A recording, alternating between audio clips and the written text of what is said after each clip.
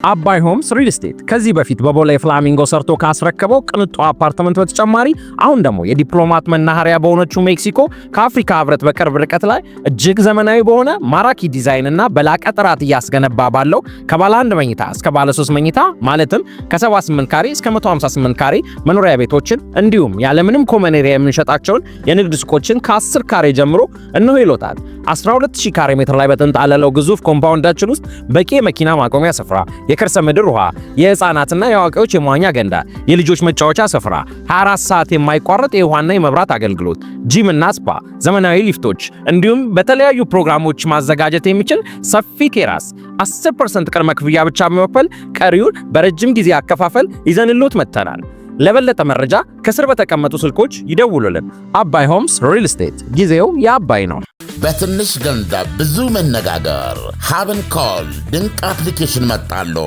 የኢንተርኔት አገልግሎት አለመኖርም ሆነ ተጠቃሚ አለመሆን እንዲሁም ርቀት ሳይበግረው ዘመድ ወዳጅ የያዘው የሞባይል ስልክ ላይ ሁሉ ያለ ችግር ሰተት ብሎ የሚደርስ የልብ የሚያስተነፍስ መተግበሪያ ሀብን ኮል። መተግበሪያውን ከጉግል ወይም ከአፕል ስቶር ያውርዱና ስልክ ቁጥሮን ሞልተው ወይም ማስገብተው ሳይን አፕ ያድርጉ።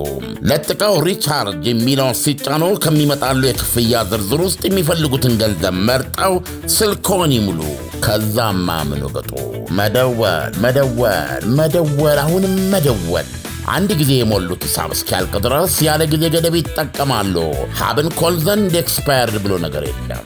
በትንሽ ገንዘብ ብዙ ማውራት፣ በዛ ላይ ከሂሳቡ ቀንሰው በየትኛውም ሀገር ለሚኖሩ ወዳጅ ጓደኛ ስልክ መሙላት ይችላሉ።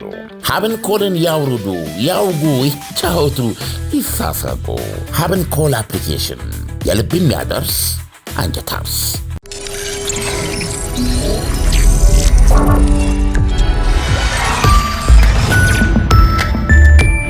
ይህ አዋዜ ነው። የዕለቱን ዋና ዋና ዜና እናቀርባለን። በላይ በቀለ ነኝ። እስራኤል ለሶማሌላንድ የሰጠችውን ዕውቅና እንድታነሳም ሶማሊያ ጠየቀች። የእስራኤል ውሳኔ ፍጹም የማይታገሱት የወረራ ድርጊት ነው ብለዋል የሶማሊያ ውጭ ጉዳይ ሚኒስትር አሊ ኦማር ለአልጀዚራም በሰጡት ቃል። ሶማሊያም ግዛቴ ለምትላት ሶማሌላንድ እስራኤል ዕውቅና መስጠቷም በሀገር ላይ ወረራ እንደመፈጸም ይቆጠራል ሲሉ ያወገዙት ውጭ ጉዳይ ሚኒስትሩ ሁሉንም የዲፕሎማሲ አማራጮች በመጠቀም ውሳኔው እንዲቀለበስ ጥረት እናደርጋለን ብለዋል። እስራኤል በሶማሊያ የውስጥ ጉዳይ ያደረገችው ጣልቃ ገብነት በምንም መልኩ ተቀባይነት የሌለውና ይቅር የማይባል እንደሆነም ገልጸዋል ውጭ ጉዳይ ሚኒስትሩ። የሶማሊያ ሕዝብና መንግስት የሀገራቸውን ሉዓላዊነትና የግዛት አንድነት በተባበረ ክንዳቸው ያስጠብቃሉ በማለት አክለዋል። የእስራኤልን ዕውቅናም ከፍልስጤማውያን ጋር አገናኝተውም ጉዳዩን ለማጦዝ ተጠቅመውበታል። ለሶማሌላንድ ዕውቅና መስጠቷም በጋዛም የፈጸመችውን የመፈናቀል አደጋም ምስራቅ አፍሪካም ላይ ለመድገም ነው በማለት ወቅሰዋል። በሌላ በኩል ከጋዛ የሚፈናቀሉ ፍልስጤማውያንን ለማስፈር ልትጠቀምበት እንደሆነም ይገልጻሉ። ይህንኑ የውጭ ጉዳይ ሚኒስትሩን አባባል የፍልስጤም አስተዳደር አስተጋብቷል። ለሶማሊያ ድጋፍ የሰጠው አስተዳደሩ እስራኤል ለጋዛ ተፈናቃዮች መዳረሻነት ሶማሌላንድን ለይታ እንደያዘች አስታውሷል። የሶማሌላንድ ፕሬዝዳንት መሐመድ አብዱላሂ ግን የእስራኤል እርምጃም የትኛውንም ሀገር ለመጉዳት ወይም ቀጠናዊ ሰላም አደጋ ላይ ለመጣል አይደለም ሲሉ ተከላክለዋል። የእስራኤል ጠቅላይ ሚኒስትር ቤንያሚን ኔታንያሁ ለሶማሌላንድ ዕውቅና መስጠታቸውን ይፋ ካደረጉ ከሰዓታት በኋላ የሶማሊያ መንግሥት እስራኤልን በማውገዝ መግለጫ አወጣም። የእስራኤል እርምጃም በሶማሊያ ሉዓላዊነት ላይ ሆን ተብሎ የተፈጸመ ጥቃት ነው ሲል አውግዟል። ሶማሌላንድ መቼም የማትነጣጠል የሶማሊያም አካል ናት ብሏል መግለጫው።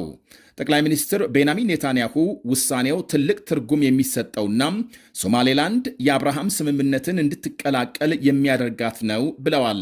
የአብርሃም ስምምነት ከ5 ዓመታት በፊት በአሜሪካ አማካኝነት በእስራኤልና በአረብ ሀገሮች መካከል መደበኛ የኢኮኖሚና የዲፕሎማሲ እንዲሁም የጸጥታ ትብብሮችን ለመፍጠር ወይም ለማስቀጠል የተደረሰ ሲሆን ባህሬንና የተባበሩት አረብ ኤሚሬትስን ጨምሮ የተለያዩ ሀገሮች ስምምነቱን ፈርመው መቀላቀላቸው ይታወቃል።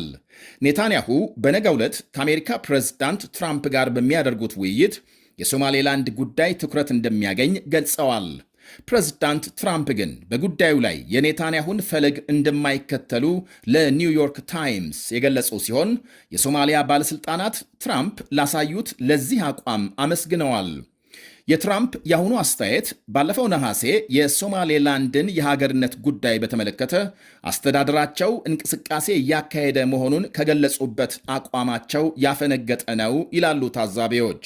እዚያው አሜሪካ ባሉ ሶማሌዎች ላይ እየወሰዱ ካለው እርምጃ ባሻገር የሶማሊያ መንግስት ቢሊዮኖች ዶላር እርዳታ እየወሰደ ነገር ግን በሀገሪቱ ሰላም ማስፈን እንኳን አልቻለም በሚል በቅርቡ በተባበሩት መንግስታት የጸጥታው ጥበቃ ምክር ቤት መግለጻቸው ይታወቃል። ራሱን ችሎ ጸጥታ ማስፈን ካልቻለ ለሶማሊያ ሰላም ማስከበር ተልዕኮ የሚወጣው ገንዘብ ሊቀጥል እንደማይችል ፍንጭ የሰጡበት ነው። የእስራኤልን ዕውቅና ውሳኔ የአፍሪካ ህብረትናም የአረብ ሊግ ያወገዙ ሲሆን እስራኤል የአረብናም አፍሪካዊቷን ሀገር ሉዓላዊነት ደፍራለች በማለት ተከታታይ መግለጫም አውጥተዋል። በሶማሌላንድ ዋና ከተማም ሃርጌሳ ያለው ስሜት ግን የተለየ ነው። በሺዎች የሚቆጠሩ ነዋሪዎች ደስታቸውን ሲገልጹ አድረው ውለዋል። የ30 ዓመታት የዲፕሎማሲ መገለል ማብቂያ ተደርጎ ተወስዷል። ሶማሊያናም እስራኤል የረጅም ጊዜ ቅራኔ ሲኖራቸው በተለይ ከእስራኤል ጋር ታሪካዊ ትስስር ካላት ኢትዮጵያ ጋር ተያይዞ ይነሳል። በቀዝቃዛው ጦርነት ዘመን እስራኤል በጦር መሳሪያም በወታደራዊ ስልጠናና መረጃም ኢትዮጵያን ስትደግፍ፣ ሶማሊያም ከእስራኤል ጠላቶች አረብ ሀገራት ጋር ወግና ስትንቀሳቀስ ብትቆይም በ1977ቱ የኦጋዴን ጦርነት መሸነፏን ታሪክ ያወሳል። ያ ሽንፈቷም ለ10 ዓመታት ለዘለቀው አለመረጋጋቷም አስተዋጽኦ አበርክቷል ይላሉ በርካታ ተንታኞች። ኢትዮጵያም ሶማሊያን በማሸነፍ በ1897 በተፈረመው በአንግሎ ኢትዮጵያ ውል መሠረት በይፋም አካሏ የነበረውን ኦጋዴንን መቆጣጠር ችላለች። የያኔው የሶማሊያ መሪ ዚያድ ባሬ እንደ ፈረንጆቹ አቆጣጠር በ1978 በጀመረው ጦርነት በጥቂቱ ከ60 ሺህ በላይ ሕዝብ እንደሞተ ይነገራል። ከሶማሊያም ከ20 ሺህ በላይ ከኢትዮጵያ ወገን 15 ሺህ ገደማ ወታደሮች መሥዋዕት የሆኑበት ጦርነት በመጨረሻም በኢትዮጵያ አሸናፊነት ተጠናቋል። በወቅቱ ከእስራኤል ሌላም ከ12000 የሚልቁ የኩባ ወታደሮች ለኢትዮጵያ ተሰልፈው የተዋጉ ሲሆን ከ1500 የሚልቁ የያኔዋ ሶቪየት ኅብረት ያሁኗ ሩሲያ አማካሪዎች ኢትዮጵያ ገብተው ድጋፍ ሰጥተዋል። ሶማሌላንድ ከዚያድ ባሬ የደረሰባትን መገለልና አድሎ ተከትሎ እንደ ፈረንጆቹ አቆጣጠር በ1991 ነፃነቷን ብታውጅም ከሶማሊያም ፈቃድ ወይም ዕውቅናም አላገኘችም። የእስራኤል ምክትል ውጭ ጉዳይ ሚኒስትር ሻረን ሃስኬል የሁቲ ሚሊሻ ቡድን በቀጠናው እያደረሰ ስላለው ተጽዕኖ ከሶማሊያ መንግሥት ጋር በዚህ ወር መጀመሪያ ለመነጋገርና ግንኙነት ለመፍጠር እንደሞከሩ ገልጸዋል። የሶማሊያ ውጭ ጉዳይ ሚኒስትር ግን ከእስራኤል ጋር ምንም አይነት ግንኙነት እንደሌለና ሀገራቸው በእስራኤል ፖሊሲዎች ላይ ያላት አቋም እንዳልተቀየረ አመልክተዋል። የኢራን መንግሥት በበኩሉ እስራኤል ራስ ገዟን ሶማሌላንድ እንደ ሀገር ዕውቅና በመስጠት የሶማሊያን የግዛት አንድነት ደፍራለች ሲል አውግዟል። የእስራኤል ድርጊት የመንግሥታቱን ድርጅት ቻርተርና ዓለም አቀፍ ሕግ በግልጽ የጣሰ የቀይ ባህርና የአፍሪካን ቀንድ ሰላምና መረጋጋት አደጋ ላይ የሚጥል ነው ብሏል የኢራን ውጭ ጉዳይ ሚኒስቴር።